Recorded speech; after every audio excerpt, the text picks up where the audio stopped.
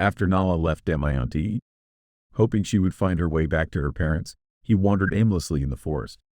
One day, he came across a dangerous fire and was about to leave when he heard a desperate cry for help. He saw a serpent, who introduced itself as Karkotaka, saying, "I cannot move. Please take me to a safe place." Out of compassion, Nala lifted Karkotaka onto his shoulders and carried him to the safety of a lake. However, once safe, the serpent bit Nala, instantly transforming him into an unattractive figure. Karkotaka then spoke, "Do not curse me for biting you. It is in my nature.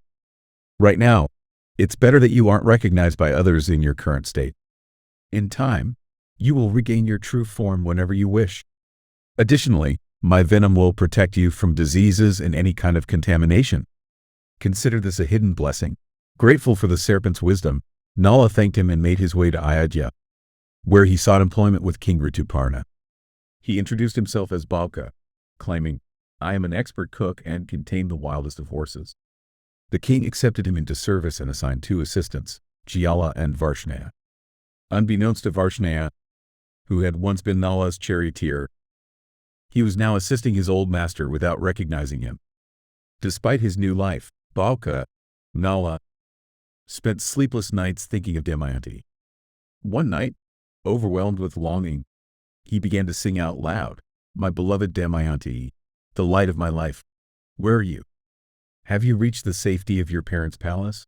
Or are you still wandering the forests?" Nala, heartbroken and lost, wandered through the forest after leaving Damayanti, hoping she would find her way back to her parents. One day, he stumbled upon a raging fire, but before he could flee, he heard a desperate cry for help. It was a serpent named Karkotaka, begging Nala to carry him to safety. Compassionate, Nala lifted the serpent and carried him to a safer spot near a lake. However, as soon as they arrived, the serpent bit Nala, turning him into an ugly man. Karkotaka explained, "Don't curse me. This transformation will protect you for now. When the time is right, you will regain your true form. My bite will also make you immune to diseases and infections. Consider this a hidden blessing." Grateful for the advice, Nala thanked him and traveled to Ayodhya, where he sought work under King Rituparna. Disguised as Balka, he introduced himself as a skilled cook and horse tamer, and the king hired him. Nala's former charioteer, Varshnaya, unknowingly became his assistant once more. Despite his new life, Bahuka's thoughts constantly returned to Damayanti. He often stayed up at night, lamenting his loss, saying, "Damayanti, where are you? Are you safe with your family, or still wandering the forests like me?" Jivala, one of his fellow servants, noticed Bahuka's sadness and asked, "You seem to be lost in dreams, always thinking of someone special. I've overheard you mention palaces and thrones, but I can't make sense of it. You've been restless. It will affect your health. Your dream girl must be quite extraordinary. But even the most beautiful princess might fall for someone as unlikely as you. Don't lose your mind over this." Bahuka replied, "How could anyone think I'm in love?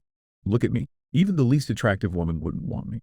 Jivala teased him, saying, "At least you're aware of it. Try to get some sleep and stop keeping us awake." Bahuka then explained, "I'm not the one in love. I had a friend who played the role of a prince who lost his kingdom and his beloved. I'm just imitating him, nothing more." Meanwhile, in the kingdom of Vidarbha, King Bhima, Damayanti's father, learned of Nala's downfall and the couple's disappearance. Desperate to find his daughter, he sent out several intelligent Brahmins to search for her, promising them gold and jewels. Among them was a Brahmin named Sudeva, who eventually found Damayanti in the kingdom of Chedi, living in sorrow. She was like a hidden gem, a crescent moon obscured by clouds. Sudeva introduced himself, saying, "I am a Brahmin sent by your father, King Bhima, who has been searching for you. He longs for your reunion with Nala, and your children dream of your return. I am blessed to have found you." Damayanti, overwhelmed with emotion, could only respond with silent tears. Sunanda, the queen's attendant, informed the queen of Damayanti's grief. The queen, concerned, asked Sudeva, "Who is this woman? Please tell me everything about her." Sudeva explained, "She is Princess Vidarbhi, daughter of King Bhima and wife of Nala. I recognized her by the lotus mark on her forehead." Upon hearing this, the maids gently wiped Damayanti's face, revealing the distinctive lotus mark between her eyebrows. The queen was overjoyed and exclaimed, "Damayanti, you are my niece. Your mother and I are sisters, daughters of the ruler of Dasarna. I married King Subahu, and your mother married King Bhima." With great happiness, the queen arranged for Damayanti's return to her homeland.